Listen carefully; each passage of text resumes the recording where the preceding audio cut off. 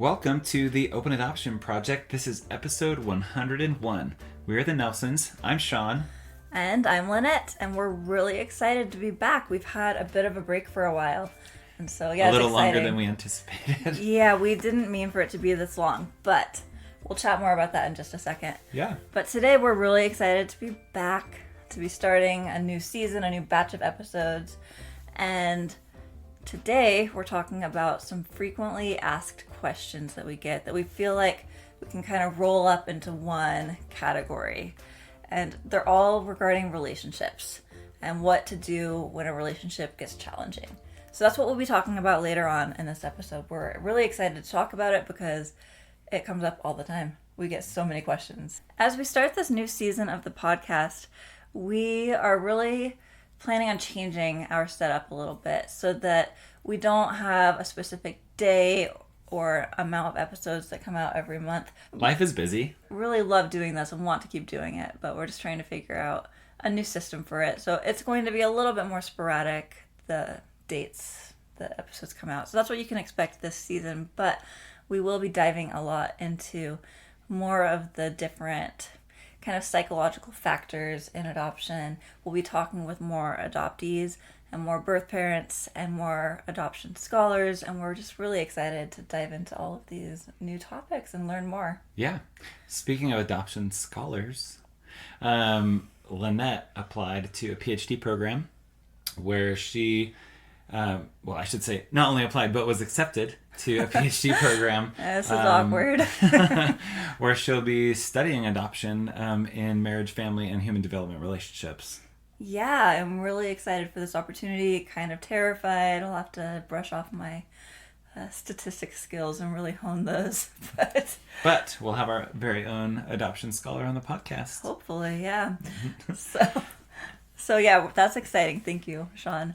I am excited about that. What else have we been up to lately? Lots of fun stuff with the family. We've all been kind of sick. We put off recording this episode for so long because we've had coughs for like 3 weeks. Sick for a while, and it just isn't going away yet. So, but we're back well enough. So and we feel fine. Yeah, we just sound maybe a little subpar today.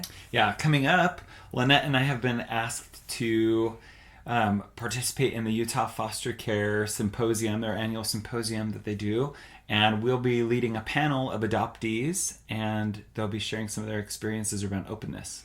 Yeah, we're really excited about that. That's on April 25th in Park City, Utah. If you live in Utah and you want to come, would love to see you there. Yeah, message us and we'll give you the information. We can send you details. Yeah, so that's really exciting. And then Utah Foster Care has all of that information as well. They are a fantastic organization. Yeah, it's kind of interesting how we've come connected with them a little bit and have partnered on a few podcast episodes and are excited to get to participate in their symposium. Yeah, we've been really lucky. And then also lately I've been working on a research paper. This was part of my application for this PhD program. A research paper examining different experiences with open adoption. And so we've had a lot of kind of fun adoption things going on. Even though we haven't been here on the podcast, we have been thinking a lot about the podcast and about you, our listeners, and how we want to help the adoption community and what we want to keep learning. Yeah, absolutely. So we're back. We'll be in your newsfeed. Expect to hear from us more than you have over the last couple months. Yep. And then one more announcement. So we have an ebook that I've been working on. It's basically like what we wish we had known about open adoption going into it. And so it's a guide for open adoption for prospective and adoptive parents.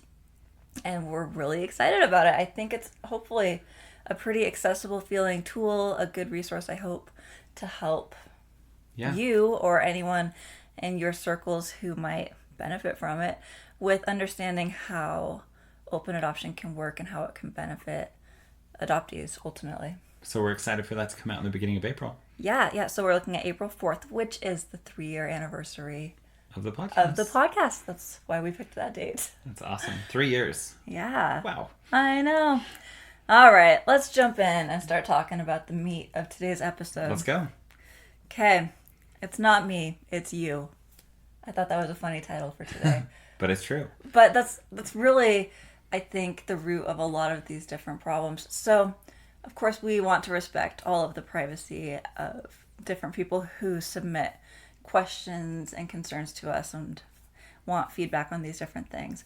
But often these problems, and we've had these problems too in our adoption relationships, but often these problems basically come down to there's some kind of glitch in a relationship where a biological family member wants something and the adoptive parents don't feel comfortable with it. Or the adoptive parents are asking for something and the biological parents don't feel like they have a voice and can't share what they need. Or, all of these different things. Or adoptees feeling like the parents in their relationships aren't listening or receptive to what they actually want. And instead are projecting things onto them.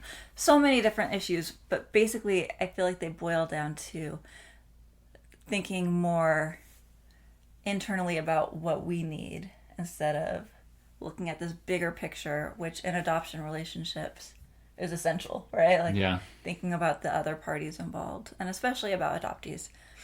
Yeah, I was just going to say there are just so many connections in adoption, whether that's between an adoptee and their birth family or birth siblings. There are just so many there can be so many complicated relationships, and it's important that we discuss really putting the adoptee first, but also how to navigate and manage relationships around adoption. Yeah, and so all of that sounds really good, right? But today we're going to be talking about some practical tips about the how. How do we cultivate these relationships? And particularly, how do we address challenges when they arise? Whatever those challenges may be, right? There's such a myriad of different issues we could have.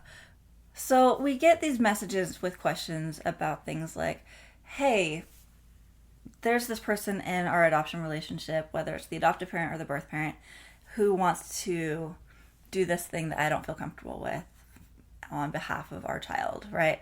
What do I do about this? Or like my child's biological grandparents aren't respecting our family's culture. Or I don't know how to include birth siblings with my other kids who weren't adopted or who don't have birth siblings, not feeling left out. Like there's so many different questions we get. Those are just a few examples that we tried to tweak a little bit so they don't sound too close to anything people have sent us. Yeah, but to lay a foundation of having really healthy connections in any relationship, it really comes down to two important factors. Mm-hmm. And in our experience, the most important, those two factors, those most important factors are respect and communication. Yeah, and especially in these adoption relationships, but I feel like these are really foundational in all relationships, right? Yeah. This is kind of like a relationship 101. And so when a challenge arises that you're having a hard time looking at, I feel like the best thing to do first is take a step back and say, am I respecting this relationship? Am I respecting the other party in this relationship? We want to make sure that we've established a connection that's really deeply rooted in respect for one another. When I think about adoption relationships particularly, we're not talking about some casual acquaintance we have with someone at work or someone that we meet in passing. We're talking about people that we're going to be connected with and engaging with potentially for the rest of our lives. Yeah. And we need to show courtesy and respect, because that's what true relationships are built upon. You can't be fake in those relationships and have a real genuine relationship. Well, and your child's birth family, I mean, we believe very strongly, should be or become your family too, right? Like, they're obviously deeply connected to your child, but also they're going to become part of you. And so treating these relationships with respect is so important, because these are familial relationships for your child, but hopefully also for you. Yeah, but the challenging part of that is we control our own actions in a relationship, and we can't make others respect other people. Yeah, and so we can be respectful, but we can't necessarily get that respect back. Yeah. Yeah. That is a challenging part about it, because for a healthy relationship, you really want mutual respect, and you can't force that. Yeah. But if we're talking about we've often said that when we meet with birth parents the first time, it kind of has that first date feeling, right? Where it's like you're trying to gauge whether this is a good fit for a relationship for the rest of your life, right? And I feel like with that same dating stream of thought, right? You wouldn't go on a date with someone who doesn't respect you, right? And so you don't want to be forging these relationships when there's not mutual respect. And years ago, we had a woman reach out to us. She was considering placing her child for adoption with us. Oh, that was a long time ago. And it's been a long time. And I don't know what happened with her, but as we communicated, I don't think there was any intentional drama. Like, no one was trying to make this a dramatic, challenging relationship, but we didn't click. We honestly just did not click with this woman. She thought that we were trying to be rude or offensive or something, and the way that her messages came across to us, we were like... It was just really difficult to communicate. It was, and I don't think that was anything anyone was doing wrong. We just didn't click, and we didn't have mutual respect, and we, in that very first trying to establish a relationship, era of a relationship, if we don't have mutual respect then, I feel like it's going to be more challenging to have it later. And ultimately we told her we just didn't feel like this was a good fit, and I think she agreed and knew that. But yeah, it's a challenging thing, right? For sure. Yeah. And when we choose to adopt and bring a child into our family, bringing them into our family, right? That means that we're committing to loving and respecting that child forever. And through adoption, that includes respecting their birth parents, their birth family. And we strongly feel that that's a fundamental requirement to adopting. Yeah. And so even if there's not respect coming from the other parties in your relationship, I feel like it's so important that we set the precedent of respect, and we demand that of ourselves. That we show our children that we respect their birth family, because we've said this so many times, I feel like a broken record, but when we demonstrate that respect to our kids' birth families, it shows them that we respect them too, right? Yeah, and they're a part of them. Exactly. And even if the birth parent relationship isn't ideal, for example, if you have a visit scheduled and for some reason the birth parent doesn't show up, we're not going to badmouth that birth parent. We're not going to talk poorly to our child about that birth parent.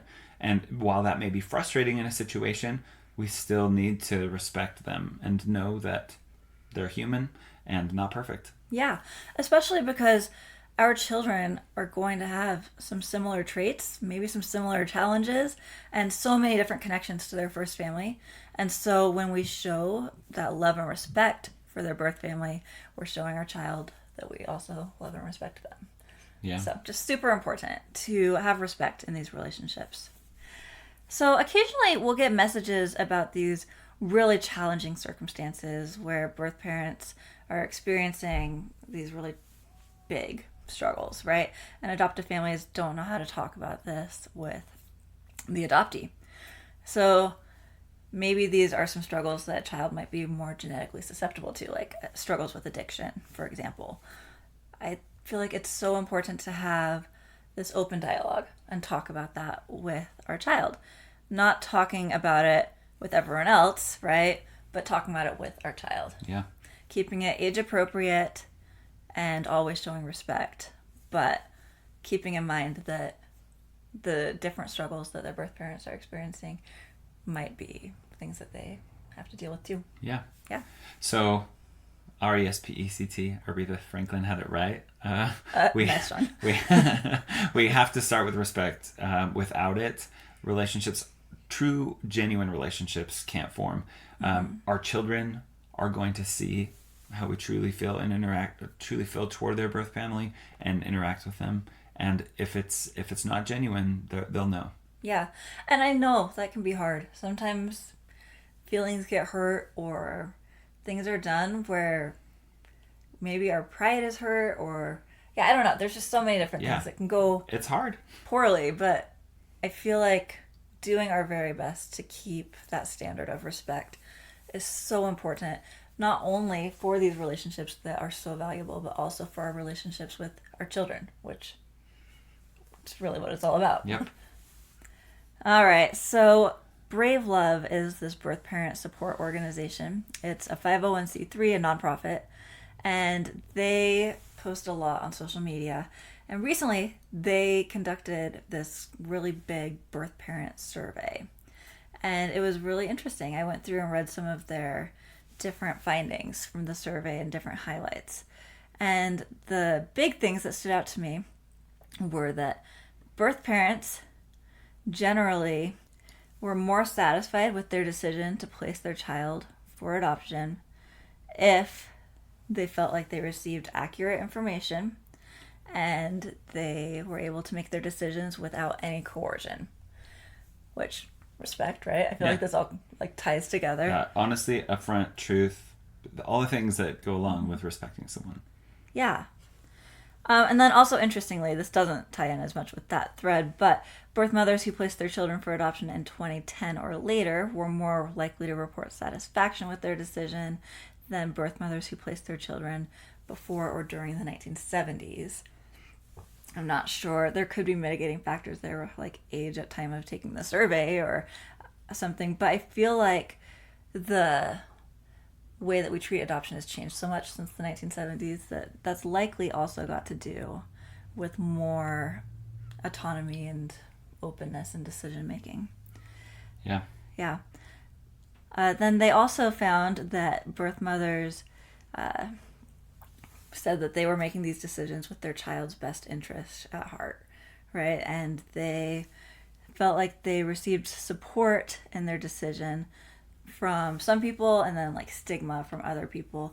But the vast majority of birth mothers in this report said that they did feel stigma associated with being a birth parent. And so the amount of birth mothers who felt like they received stigma for their decision to place has gone up by 20% since the 1970s. I thought that was really interesting. So maybe the culture that exists in the United States, this is where the survey was taken. Yeah. And maybe because single parenthood is more accepted now, there's more stigma, but I thought that was really interesting.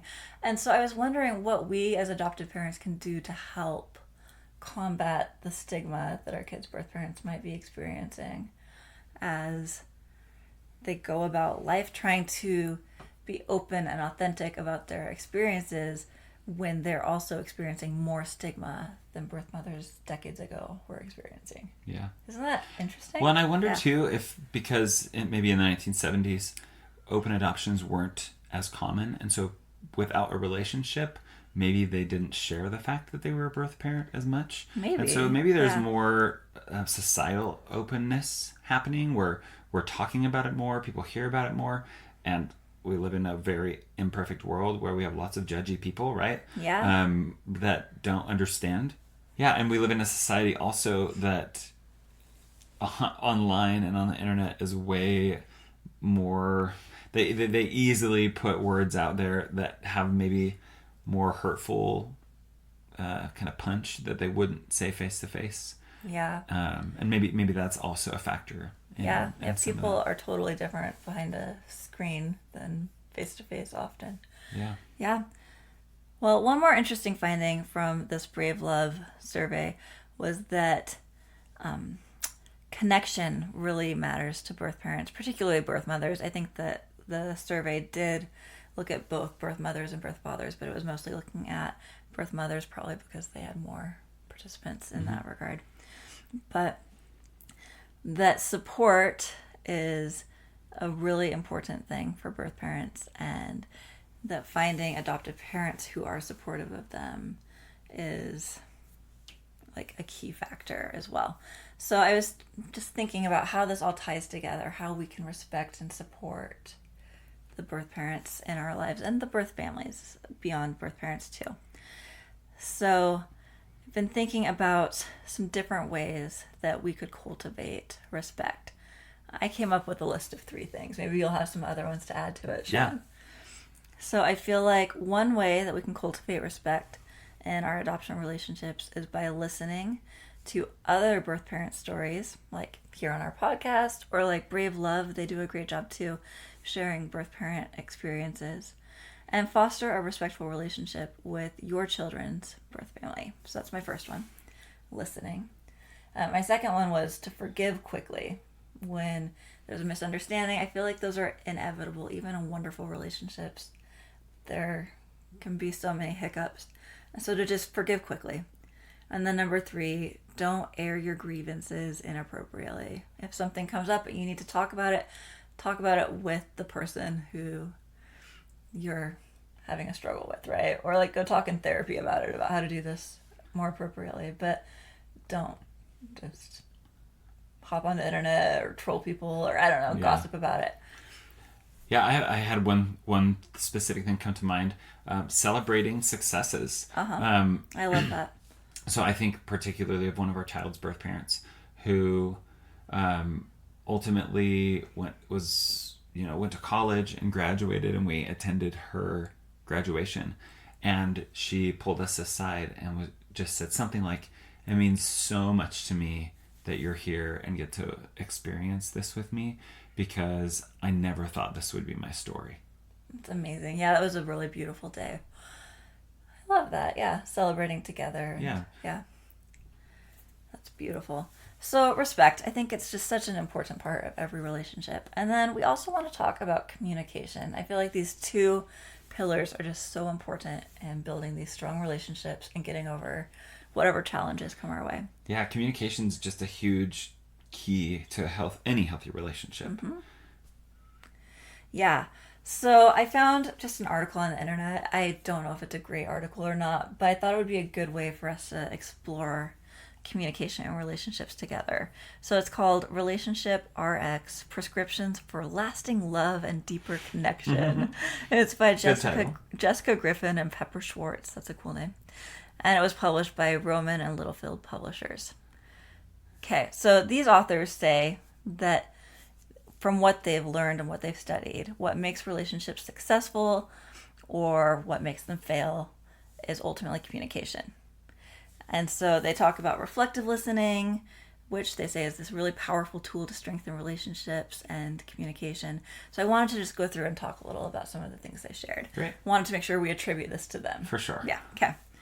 So reflective listening can help save any relationship from disaster, the authors claim. I know, that's like a big thing. So I thought we should talk about what is reflective listening.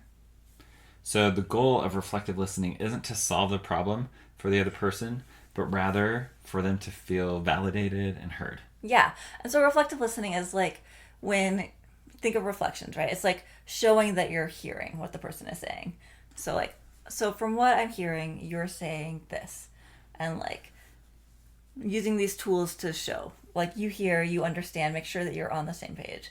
And these are things that are from Crucial Conversations as well, which I feel like we talk about that book a lot. It's a great book for adoption relationships too. So, and if we've done it right, then the feeling of the person talking should be like, okay, I feel understood now. Yeah. Yeah, and so then when we're sure that our opinions are being respected and we're being heard and understood, then it's easier for us to like get through these disagreements or differences because we don't feel that threatening feeling of they aren't listening, they don't understand me, right? Yeah. And so reflective listening, I thought that was really interesting. Yeah. And so these authors had 10 steps for working through conflict with reflective listening. So the first one was to find a quiet place where you can both sit down and make eye contact. Yeah. Eye contact is really important. Yeah. And sometimes that's not really possible because of the distance in our relationship, but with technology, the way that it kind of is possible. Yeah. Zoom or other face-to-face technology bridges that gap to an extent for sure. Mm-hmm. So do it face-to-face using FaceTime or whatever you want to do. That will help.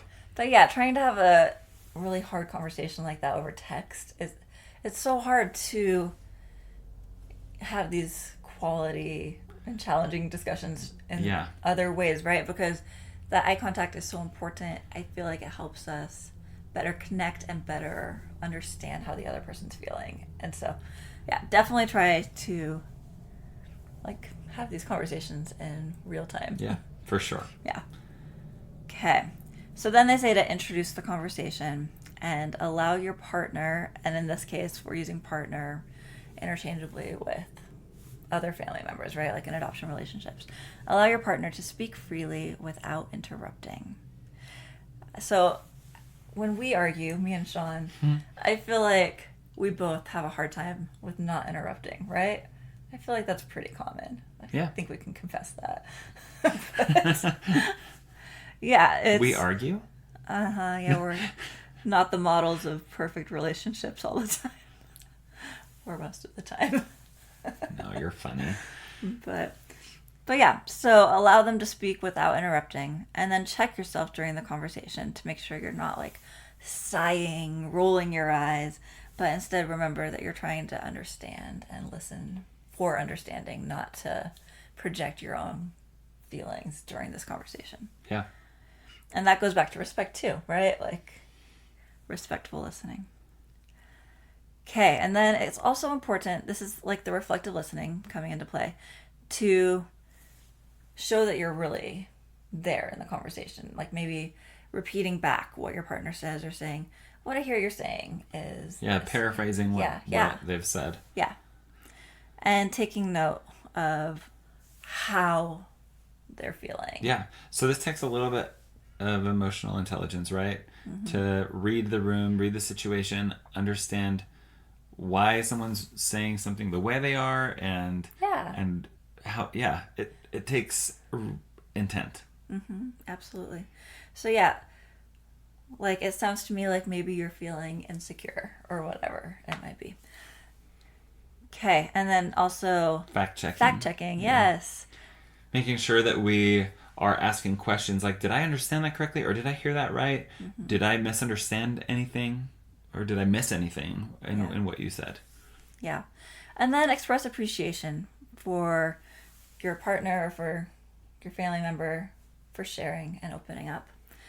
Yep. And I think a really important part of any relationship and in communicating is making sure that we apologize for any issues that we may have caused, and that we're sincere in those apologies. Mm-hmm. Yeah, absolutely. And then we want to address the problem and find a way to a solution, right? We want to solve the problem together instead of looking at this as like conflict anymore. We want to like overcome it. Yeah, and that's the last step, right? That's not where we go first, right? Like, how do we solve this problem? It's instead listening and getting really there to the point where we can actually solve it together. So I thought that those were some helpful tools for getting through some of these challenges in communication. All right, so to recap, we need to respect each other, and we need to communicate with each other, and we want to focus on the adoptees and their experiences and work to improving those rather than being comfortable with ourselves as parents or looking to like focus on our feelings. We really want to make sure that we're keeping our focuses on adoptee experiences and keeping respect and communication at the front and center of these relationships. Yeah, for sure. Yeah, I think a great episode that you could reference back to or think about when we're talking to this is the episode that we did with Amy and Stephanie. They are moms that share the same children. One was a foster parent who adopted the other's children. Yeah, they're wonderful. That's one of my favorite episodes we've done. The episode's called Motherhood, Different and Equal. So I would definitely cross-reference with that one on this topic. I loved their example of how they built respect. It took time, and how they strengthened communication, which also took time. It was a process, but now they have this really strong bond with each other, and they're united in their motherhood, and it's so good and powerful hearing about how it's helped them and their children. Yeah, and I think to just reinforce a couple things that we've shared in the past, and have alluded to in this episode, relationships don't happen because your paths are crossing, right? You have to be intentional. You have to work toward a relationship. It takes time to get to know each other, to communicate, to understand people. That's a process, and that was clear in that episode too, that in the beginning it was a challenge. It was very difficult. But if we put the adoptee in the center of our relationship, yeah, it's a lot easier to put more meaningful work into those relationships because we know that it really matters. Yeah, keeping that focus. I love that. Well, we are really excited to be back. We're hoping to have a few more episodes over the next couple of weeks. Thanks to each of you for listening to this episode. If you find our podcast helpful, we invite you to share it with others that you think it will help. We're here as a resource to the adoption community to help learn and grow together. Doing this over the last 3 years has taught us so much about a lot of things that we didn't know. Yeah, I mean, honestly, I feel like, we're still very subpar in a lot of our efforts, but I feel like it's really helped us improve and enhance the way that we parent and the way that we connect with our kids' birth families. And as I said, we do have a long way to go, but it's been so helpful for us and hopefully helpful for you too. Yeah, and so we want to be here as a resource for you. If you have any specific questions or topics that you would like for us to address that we haven't, or even if we have, we can rehash them, please send us a message on social media or at openadoptionproject@gmail.com. Yeah, and if you have any experiences that you would like to share about how respect and communication have enhanced your relationships and your adoption experiences, we would love to hear them. Awesome. And thank you for listening to this episode of the Open Adoption Project.